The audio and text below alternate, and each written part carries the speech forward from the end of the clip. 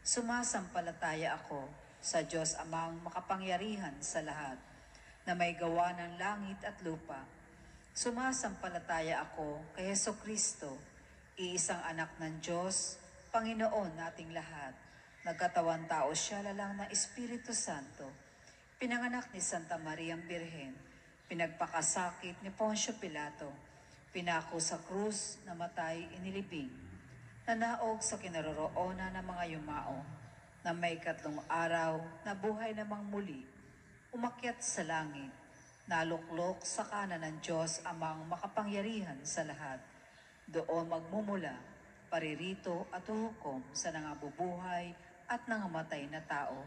Sumasampalataya naman ako sa Diyos Espiritu Santo, sa banal na simbahang katolika, sa kasamahan ng mga banal, sa kapatawaran ng mga kasalanan, sa pagkabuhay ng mga muli na nangamatay na tao, at sa buhay na walang hanggan.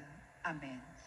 Ama namin, sumasalangit ka, sambahin ang ngalan mo, mapasa amin ang kaharian mo, sundin ang loob mo dito sa lupa para nang sa langit.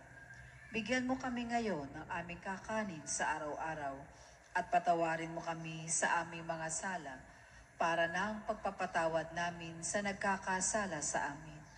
At huwag mo kaming ipahintulot sa tukso, at iadya mo kami sa lahat ng masama. Amen. Aba, Ginoong Maria, napupuno ka ng grasya, ang Panginoon Diyos ay sumasa iyo. Bukod kang pinagpala sa babaeng lahat, at pinagpala naman ang iyong anak na si Jesus.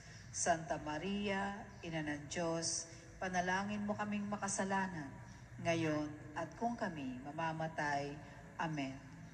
Luwalhati sa Ama, sa Anak at sa Espiritu Santo, kapara noong una, ngayon at magpasawalang hanggan.